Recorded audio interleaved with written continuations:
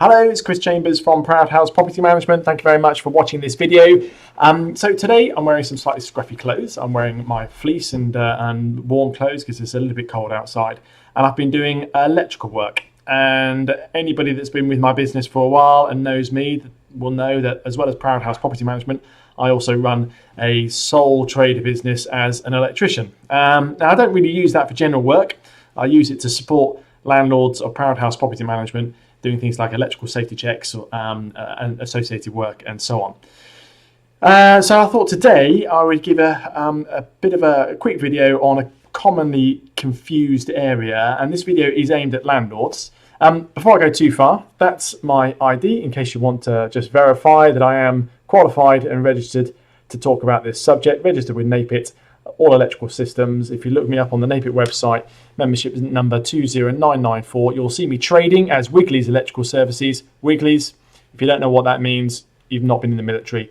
It's just a slang term for electrical. So that's where that name comes from. And on the NAPIT website, you'll see that I'm registered not only as an electrical installer, but also as an electrical inspector, which means I've done some of the higher level qualifications to inspect and do third-party verification and so on electrical installations. So, blow my own trumpet, I know what I'm talking about.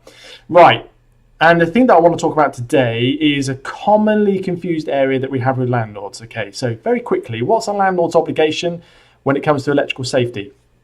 I can't quote the exact law word verbatim, but something along the lines of the landlord is responsible for ensuring that the electrical installation in the property and the associated systems are safe. That's what the law says. It doesn't say at the moment that you have to have a mandatory electrical safety certificate, although currently, as we speak, February 2019, the law is probably going to change in the near future to require rental properties to have a mandatory electrical safety check every 5 years.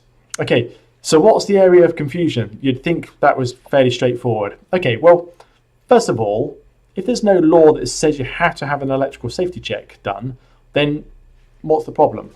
Okay, as a landlord, if you were to ever have to prove that your electrical installation was safe, then probably the only realistic way that you're going to be able to do that is to provide some sort of electrical certification to demonstrate that you took the correct safeguards, showed diligence and everything else, and made sure that your rental property was electrically safe to put on the rental market.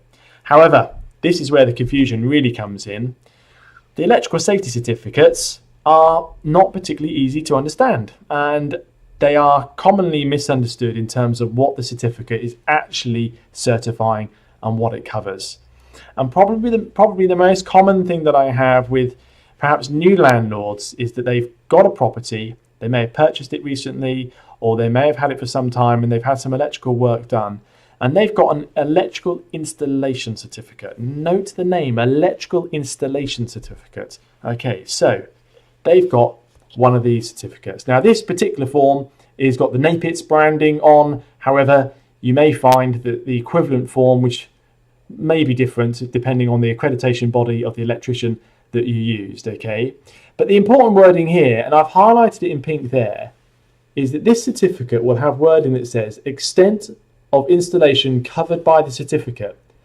The idea of this certificate is to certify any work or installation work that has been done on the property. Okay, so for example, a new consumer unit. A consumer unit, that's the technical term for a fuse board. Okay, so this certificate will only certify the work that's been done in relation to the new consumer unit, or it may be something else. It may be a new oven circuit, or it might be new lighting circuit, or it might be a new socket put outside. Anything that required an electrical installation certificate. Okay. However, that does not cover your whole property, and I quite often have to reveal to landlords that actually the certificate they've got is not really valid. Okay. Now, there is an occasion where an electrical installation certificate may be valid, and that would be if you've got a new build property, or if you've had a property that's been refurbished so much, complete rewire, everything's been done, and it's all been certified on the one certificate. Okay, so what do you actually need as a landlord to certify and ensure that your property is electrically safe? The certificate that you should have for this purpose is an electrical installation condition report, an EICR.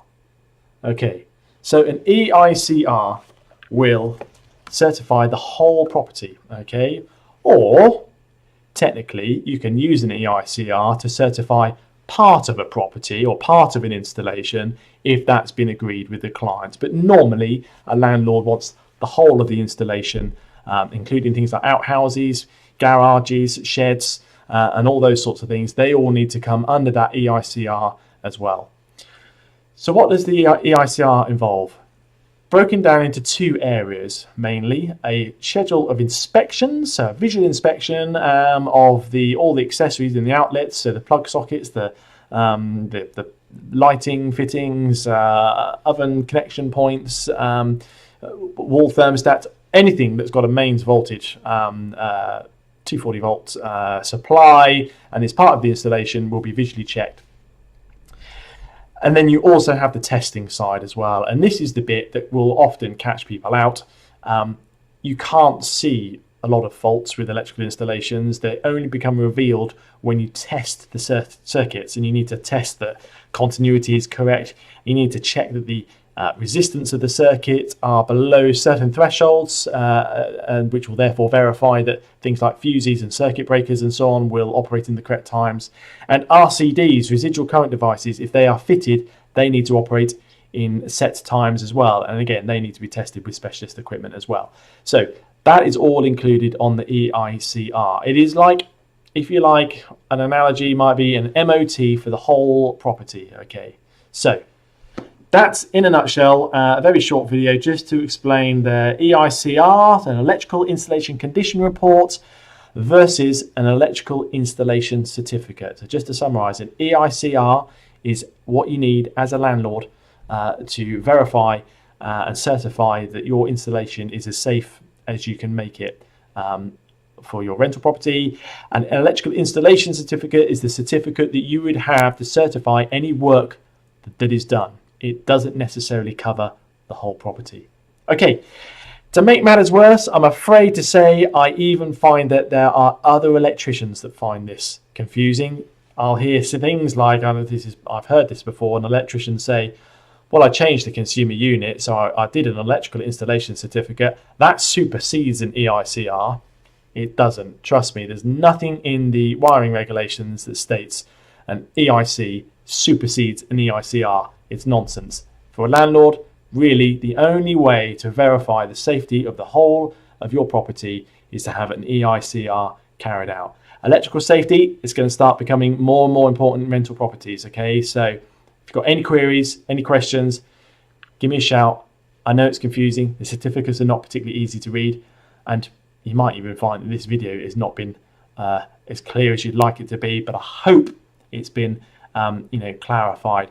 And I hope that video helps with your understanding. Okay, thanks very much. Take care. If you need to give me a call, 01935 388 456, or you can email me for technical queries and maintenance queries on repairs@proudhouseproperty.co.uk. If you've got a general landlord or tenant inquiry or query, then you can email office@proudhouseproperty.co.uk. Okay, thanks very much. Take care. See you soon. Bye-bye.